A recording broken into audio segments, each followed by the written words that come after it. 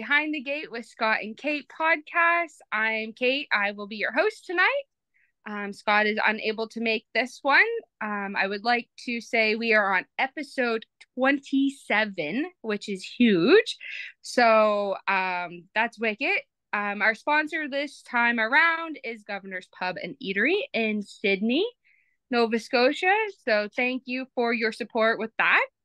Tonight's guest, we have a Maritimer herself and a unbelievable trainer, and she has so many stories to tell.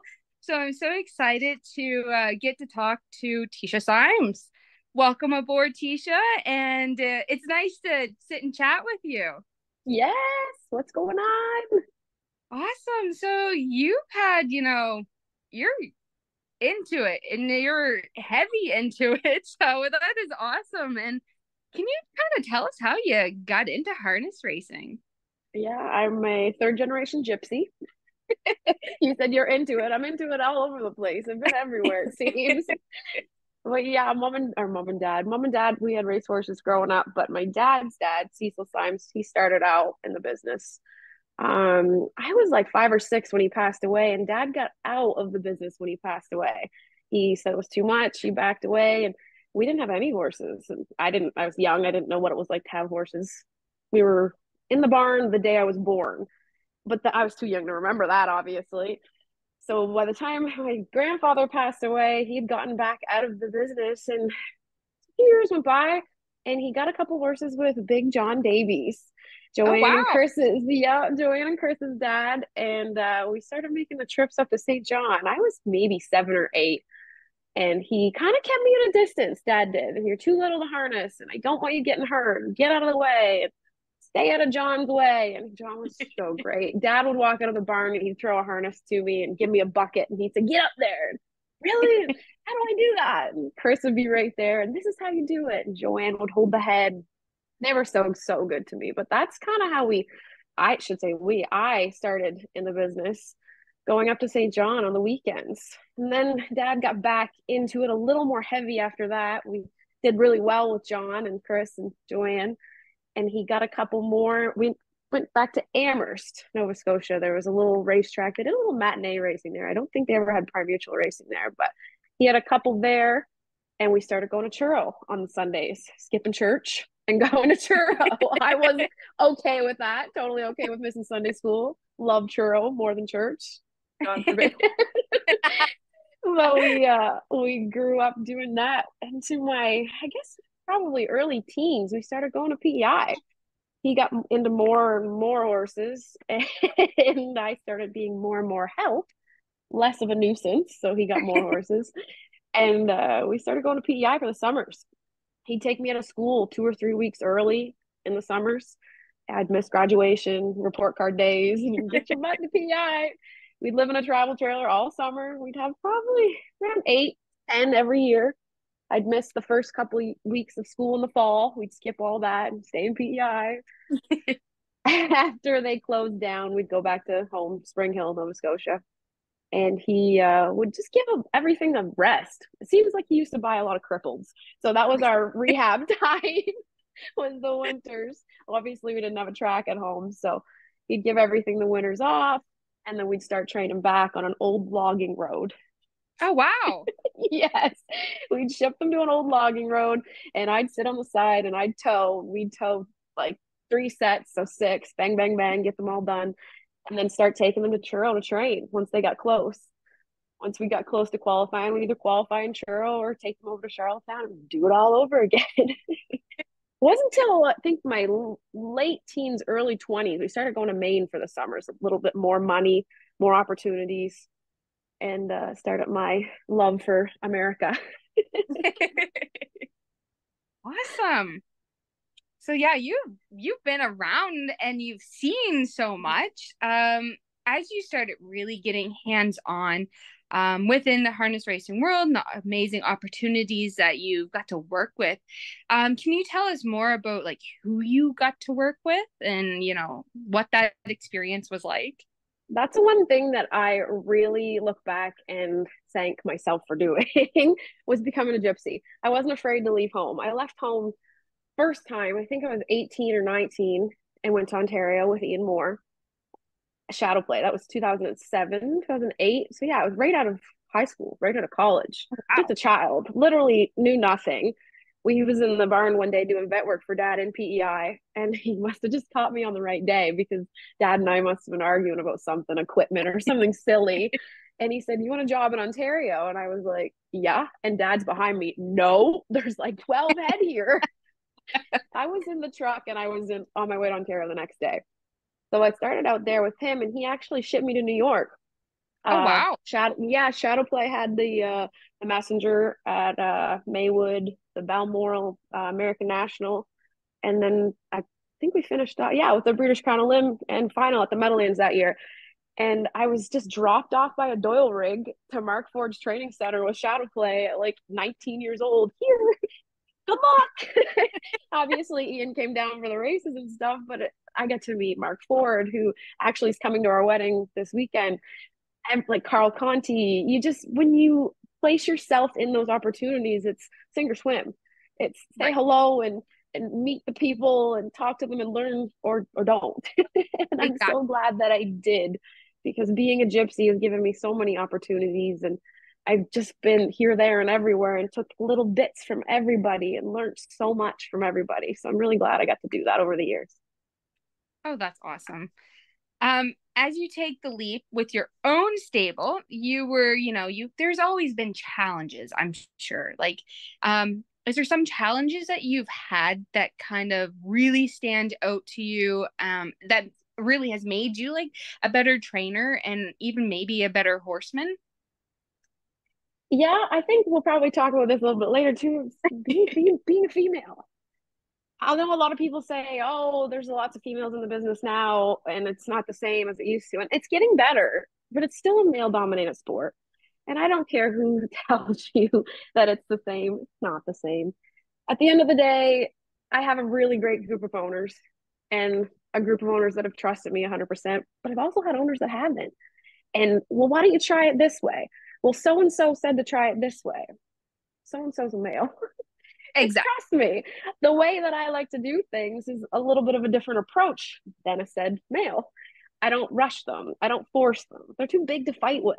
Let them do it on their own. And I think that's one of the biggest things that I struggled with, was trying to start from nothing and show people and prove people that I can do it. Like, just let me do my own thing. I can promise you I can do it. That's Exactly. one of the biggest things, I think. Okay, cool. That's very interesting to hear. I like that. Um, so over the time, you've had an absolute phenomenal stud that I know Couple. that is very true. That is very true. This one was very near and dear to you, and unfortunately, we lost him. But can you kind of tell us how you ended up with Rockin' in Heaven, aka everyone knows him as Mo? Mo. Because Ian Moore had him first, and then you had him. So can you He kind of did. tell them? Yeah, he did. He actually gave him the nickname Mo, and I still have no idea why. I think it was like a band, a rock band or something, Mo Rockin'.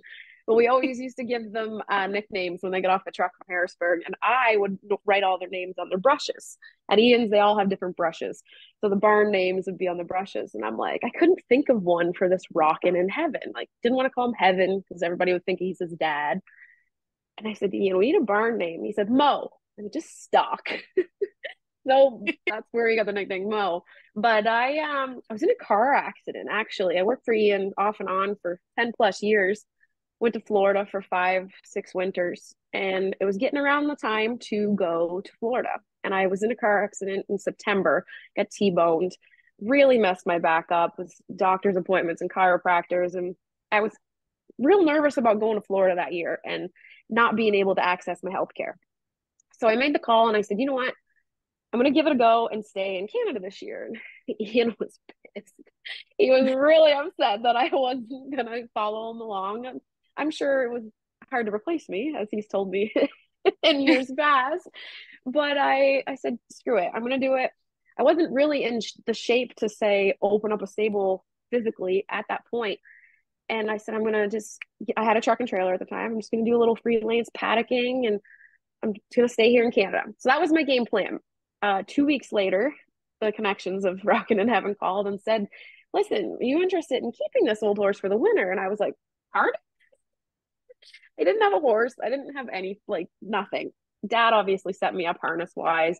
I had my own truck and trailer at the time, but I was like mind blown. I said, pardon? They said, well, you know what? We've seen the connection that you guys have had over the last 5 or 6 years, and I don't think he'll do well without you. And I just took a step back and I said, holy shit, like, what a statement to say. Absolutely. Again, I wasn't really in the best physical shape at the time. And that old horse took care of me like you wouldn't believe. He taught me so much. He was so gentle. Like, I just, I can't think. I get emotional talking about him, but I can't thank that horse enough. But that's actually how we ended up getting him. I think there was 5 or 6 ownership connections at the time, and they bought two of them out and decided to leave him in Canada for the winter. And the rest is history. $600,000 added to what Ian had already made with him. New lifetime record, a preferred win for me, trip to the Gold Cup and Saucer. The memories are endless on and off the track.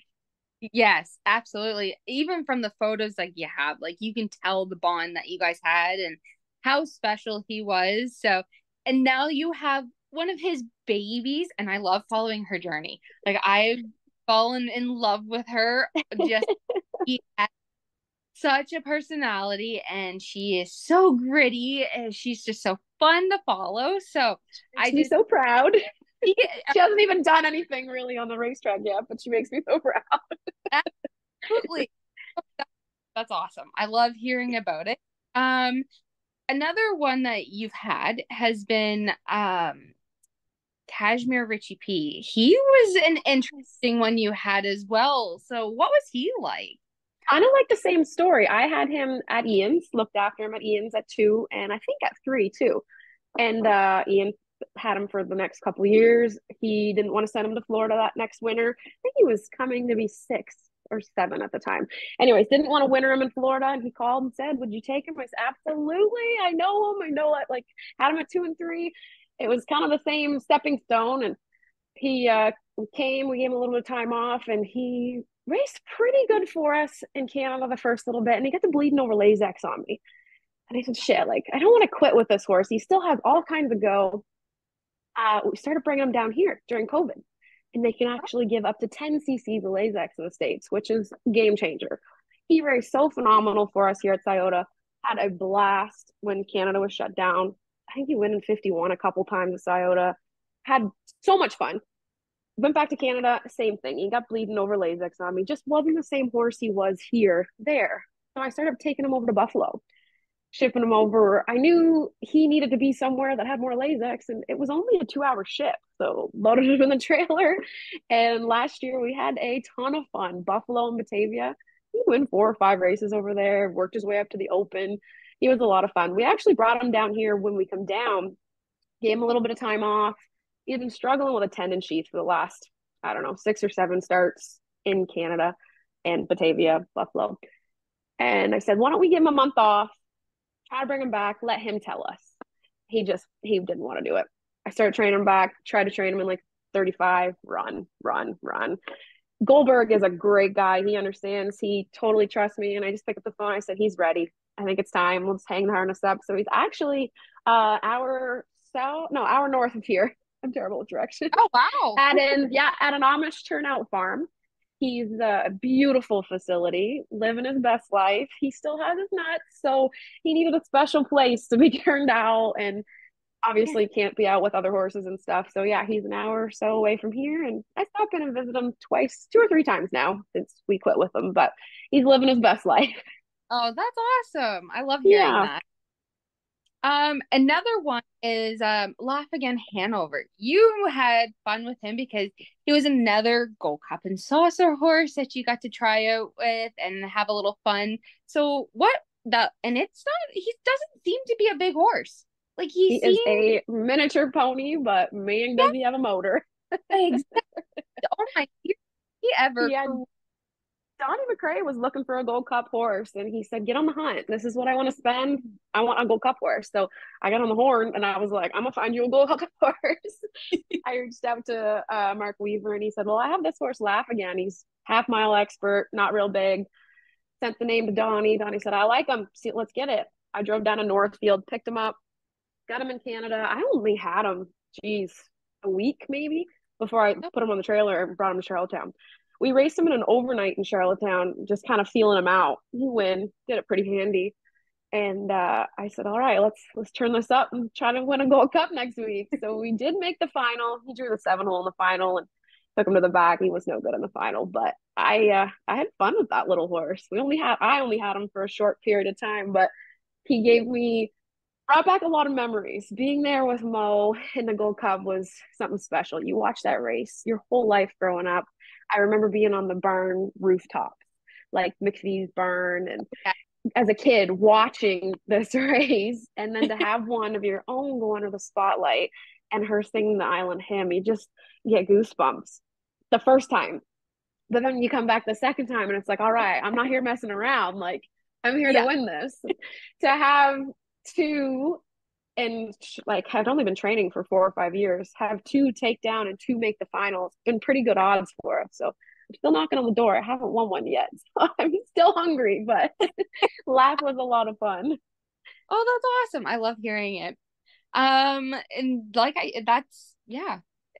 Going into, the next question was, what was it like growing up with the Gold Cup and Saucer? As you said, it was fun, but having your own in it is just unbelievable. And being a Game female, changer. like that's huge as well. So it's like, and being a Maritimer, like that, It and that, seals the deal. yeah, exactly. It's home. It's home. And Exactly. I know I'm from Nova Scotia originally, but like I grew up in PEI. It's home to me. It's I've been everywhere. I've seen the jug, raced in the Breeders' Crown, raced in the Metro, raced pretty much everywhere. And to go home, there's nothing like it. I don't know if it's because it's home or because of the spectacular show they put on, the production. Like it's a whole 3 week endure when you take a horse down there. The horse Mhm. it ends up being more than that, week before, week after off, the whole 9 yards. But the trip down, like the anticipation is through the roof. And then you get there and you have to go, you don't have to, but I enjoyed sitting through the trial draw where the Yeah, girls were there and they draw those right there live, and then you get to do the parade, and then the ambassadors do draw night. Like it's a whole 2 weeks of a production leading up to the most memorable night in harness racing, in my opinion. exactly. Absolutely. So that's awesome. Most of us know that you took the big leap with your soon to be husband and moved out of I Canada. did. I did. And I'm so happy I did. So that's awesome. Kind of tell us what made you decide to do this and what, because like you've said, you've been everywhere. You have always traveled. So what really made you decide to settle in the States? It's been a big move. The big word is settle because I am a gypsy. I like to call Ontario unterrible for the sole Oh, reason that there's no family there. right. All the Maritimers go there because of the money, the racing opportunities. It's not home. It's a rat Right. race. You go, go, go.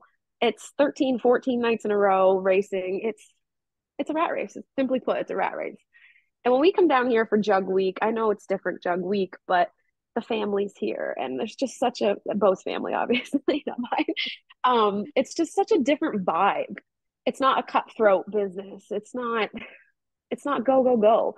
And Right. when we decided to make the move, a little bit had to do with the cost of living. It's just so crazy in Canada and Ontario. And like it, I can't even, everybody knows the housing, the food, the fuel. It just got to be outrageous. And we just felt like we were struggling to keep our head above water.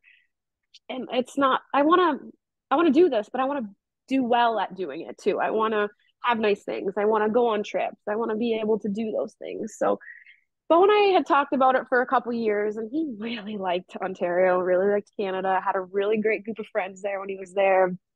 I said, but we have no family here. And that was the end. That was the pushing point. We wanted to come Right. here with the family, have the aspect. Like tonight, we Chase, his nephew, was like, "Are you coming to my baseball game?" And I normally would be there. I was like, "I gotta do a podcast, buddy." And he's like, "What's a podcast?" But in Ontario, I don't have that opportunity because my family's Right. 20 some hours away.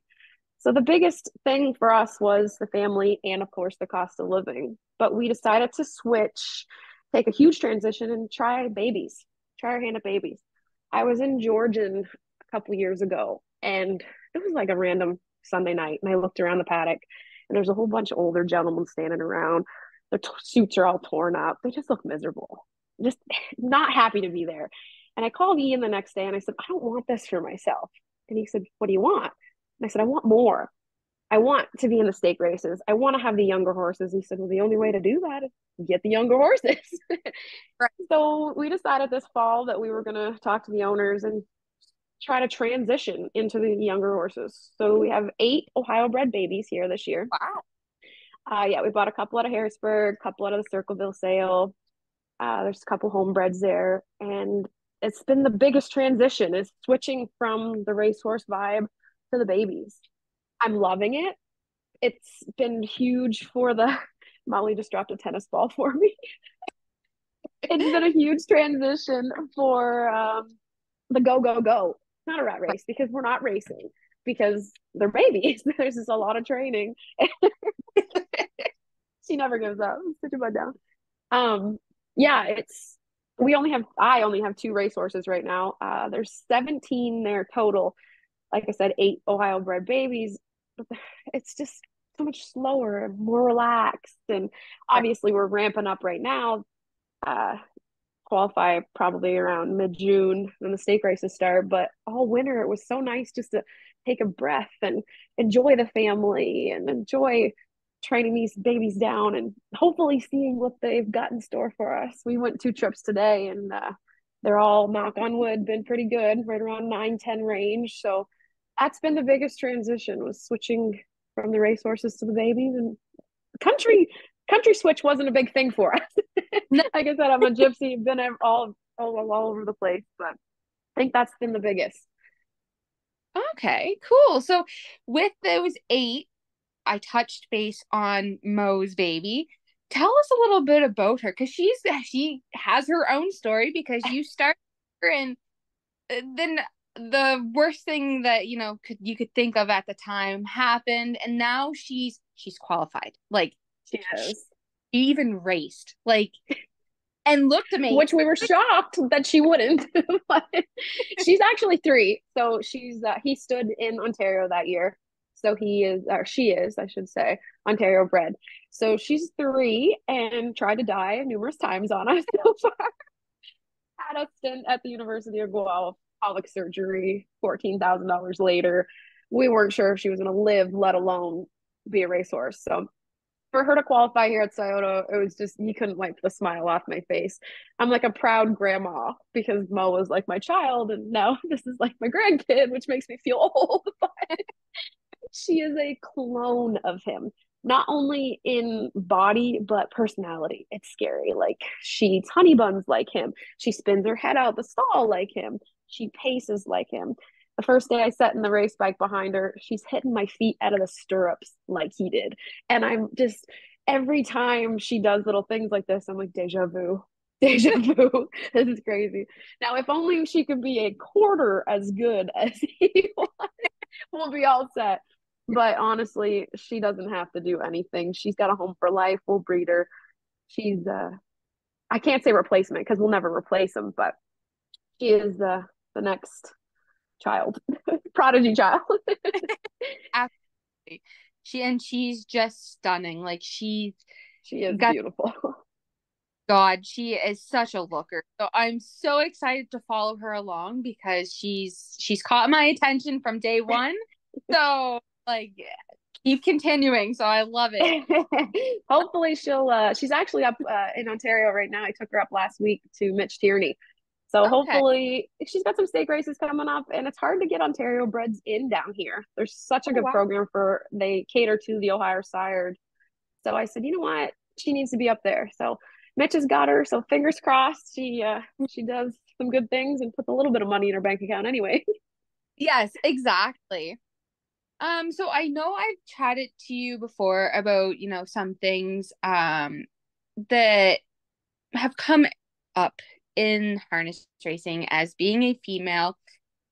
Is there something within the industry that you think could, we could get more female drivers, we could get more, female trainers? Is there something that we could, because I know myself, it's always been a goal to be a trainer. I do most of the jogging and I go out and I've trained. So our, our so our 3-year Billy, like she was my first 2-year-old I ever jogged, ever trained. And now that she's been racing ever since. And it's like that feeling that you've accomplished something and being out on that track with all them men and still knowing that you're doing stuff within the male dominant, sport. There's got to be something that we can maybe drive more people or more females to come out of the behind the scenes to be a trainer or possibly a driver someday. You said it, come out from behind the scenes, because if you go through the paddock any night in Mohawk, it is 3/4, if not all females. The behind the scenes is almost all females lately, and I love that for the business. But we do need more of us out on the track. We do need more of us hands on. Today I was looking out. We had one set of babies. They're just a little on the smaller side, so we race biked them today around 9. And there's just me and one other girl out there. There's 20 some jog carts and horses out there at a time, and there's just 2 of us. It just, I hate it. I love that there's 2 and not 0, but at the same time, I'm like, why can't we? But I think we need more females to bring more females in.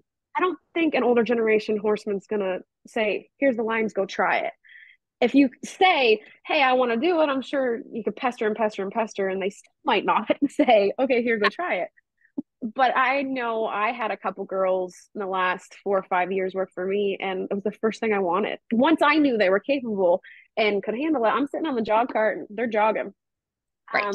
Mo, actually, Anna, a girl that worked for us for a little bit, great girl, she wanted to train. And I said, well, I got the best horse in the world for you. I sent her out with Mo and I said, listen, if you fall off, he's going to go in 35. He knows where the posts are, he knows where to speed up. You just sit there, whatever you do, don't slap him in the ass or you're going for a ride. Right. But just take the watch, look at the posts, look at the watch where you're at, and get a gauge for it. Well, she was hooked. I had her in sets with me, and she was like just beaming from chin to chin. Like she just couldn't. I love this. I love this. I said, but this is what more people need to do. And I think a Right. lot of guys are scared physically. Say we can't hold one, or you just got to do it, and you get better at doing it by doing it. Today I was Right. in the 2 hole. We went with a set of 3 babies, and I've got a Seaside filly. She is like, whoa, is all I can say about her right now. And she's sitting in the 2 hole, and we're coming to the 3/4 pole, and she's getting pretty grabby on me. And I'm thinking to myself as I'm sitting on Bo's back, like, let's go, like, get out of the way. But at the same aspect, I'm thinking, I'm glad my holders are where they're at, because if they weren't, I'd be in trouble. And if I was in trouble, the first thing that all the guys say is, well, I'll get someone else to go with that horse next week. Right. What? I've seen millions of men get run away with. It's not a Yep. man or a female thing. It's a strong thing. It's definitely a muscles, and any driver will tell you if you take time off, you have to build those muscles back up. It's Right. not a female to a male thing. So I think more people need to allow us to try it. My dad, he's the first person to say, well, I'll just go. Well, and I didn't train one till I jogged when I was like 7 or 8, but because I pestered and pestered and pestered. And I don't think I trained one until I was in my 20s. And I don't think he would have let me train if I didn't pester.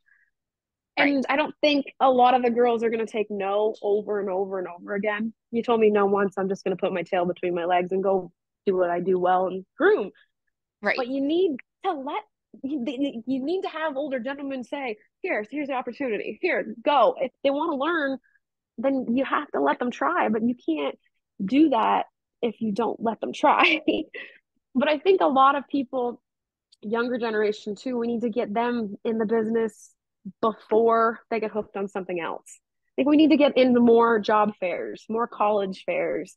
We need to get them hooked at an early age so that they're not gone focusing their career somewhere else. And I think they do a really good job with that here in Delaware. They have a school program, and it's a high school program. They have a whole barn here. The buses let them off in the morning, and they work with the horses. They have a double seated jog cart, and there's girls out there all the time learning. Whether or not they stick around is another question, because there's a lot of other opportunities in life, and people go to college and the whole 9 yards. But they're getting their feet wet, and they're knowing what the business is. I think that's a huge stepping stone. It's something that we really need to work on as an industry. Absolutely. I love that you touch base on like how people like how the men, as soon as you say, oh, that horse got, a little bit grabby and it was a little strong and, jogging or going a trip, and they instantly say, well, I'll go next time. Because it was brought up this weekend when when I had to go race the filly in the paddock, and I had her out, and Andy said to me, when you're done, you're going to have to go out and warm up Bud. And I was like, okay, no problem. And we spoke to Evan Wilson, and we were like, Evan, do you want to go out and warm up Bud? And he's like, well, and everyone knows he's a hot horse as it is. He's a strong, super strong horse, and he can be super grabby and ignorant. But I didn't have that time to quickly go out in between the two races to go warm him up. So Evan went out, and when I came back with the filly, he looked at me, he's like, I don't know how you held him.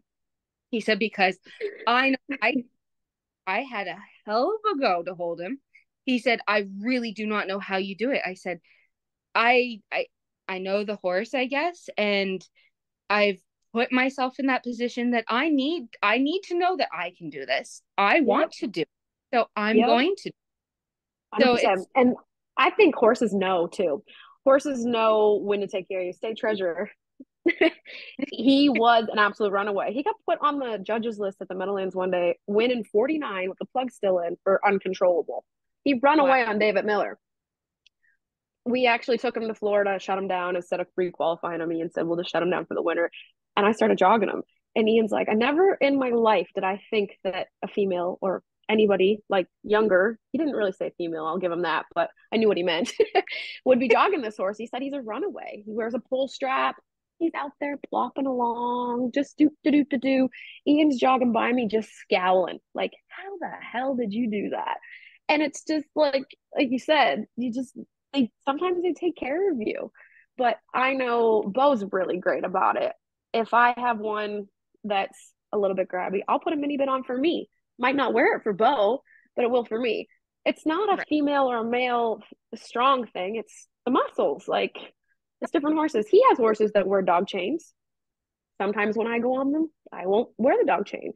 It just depends on the horse and your hands too. I know a lot of Exactly. people have a little bit of stronger hand, and that doesn't mean male or female. It's just some people have heavier hands, and that's just the way it goes. But it's definitely not a female or male thing. And so many men will tell you, I'll go with that one next week. No, I'll have your hood and the snake cord and I'll be fine. But we need to have more females stand up for themselves and say that and not be scared because I've been run away with a couple times. It's not a good feeling. But at the end of the day, they get tired. Just ride it out. They'll get tired. Yeah, your arms feel like jello, but next time you put your holders up a little farther, like I said, throw an ear hood on, throw a snake cord on. It'll be better next time. But you just can't quit. It's like anything. You want to get good at basketball. You don't quit because it was hard or quit because you had a bad game. Go out, try something different. Keep going, keep trying. Exactly. Yep, I totally agree. And I use myself in the example. Andy claimed Prince Adam, and I was putting on the amateur races, and I was like, I need one more. I need one more person. Like, I need to have another person in this field. And I said to Andy, I'm taking Prince. Andy was like, no, you're not. You haven't jogged him. You haven't done anything. And I said, I'm taking him. I don't care. I'm taking him. I'm Got gonna this. do it. And I went out, and I knew the horse enough for paddocking and grooming and all that stuff. as soon as I hit that track, I was like, oh no, this is a whole different world. And I got there, and then I couldn't get my fingers because my hands are small, and I couldn't get my fingers with the whip figured out there. It's So a lot. When you first get used to that, it's a lot. so I'm like fidgeting, and so I like pulled them up to where the fans were on the back stretch, and I forgot how Prince was. And I was like, oh no. And he reared. And all I could remember is if it was, I'm pretty sure it was Nick White. And he said, hold on tight. And then there was people hollering at me, get her up. He's dangerous. He's gonna kill her. And I'm You like, could have nope. did it to anybody. So I'm like, nope, that's it. I'm done. I'm going to do it. So I just gave a big belch out, and Prince was like, oh, game's on. And he I went, love that. and he came running. What are you doing? I called off. I said, take this. And I whipped him around into the gate, and I was like, that was it. And I remember the starter saying, whatever you did, Caitlin, he said, keep doing it. He said, because you're in it for the long haul now. And I was I just like, love okay. that.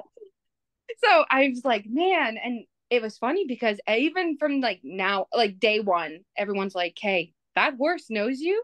That is your buddy. That is your, your best friend, he said. And he was my first to train the wrong way of the track. And because you could never turn him. Oh So it's boy. trying to figure out rating yourself going the wrong way because you're so used to going the right way. Yeah. So totally get it. And I just wish there was more females that would take the plunge to go out and jog, or to, even go out in the double seater to see what it's like, Yes. because you'll get hooked like instantly because it Every girl that I have taken out in the last 4 or 5 years that has worked for me, that obsessed. And a couple of them obviously stayed in Canada. And I was talking to a girl, Jess Cross is her name, the other day. And I said, you come in the States to work for me? And I actually really love where I'm at. But I do wish I could do more track work because I was constantly like, take this one, go jog, take this one, go jog. I don't think she ever got to train with us, but she loved to be on the track. And when you love to do something, you want to do more of it, let them. It's the only way you get better at it. exactly. Well, that's awesome. And I'm so thankful that I got to talk to you tonight. So that is going to be a wrap for um episode 27. I'm still in shock that it's 27.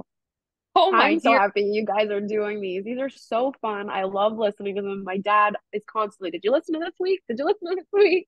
Because they've been a Always hit. It's a great idea. love it. Yeah, he's always like, "Hey, that was a really good one, guys." And I'm like, "Thanks, Chuck." Like it's amazing. They've gone so far. So, and everybody is like, this is kind of, we need other things within the industry to grow it. And me and Scott 100%. just came up with the idea, and we were like, you know what? Let's try it. Let's see how it goes. And we were getting messages, hey, I'll come on the podcast. I'm like, perfect. Like, you're in. I have no problem doing it. So I'm so glad that you took the time tonight, and I am very appreciated that you did this because I had fun doing my other one with Amber Campbell. Me and her did one Love solo, her. one is solo with you. So it's really nice to actually get that one-on-one conversation. So again, thank you. And I want to thank our sponsor, which is Governor's Pub and Eatery. And I also want to wish everyone that is in the Drivers Challenge this upcoming weekend in PEI good luck, stay safe, and everybody will be watching and cheering you guys on.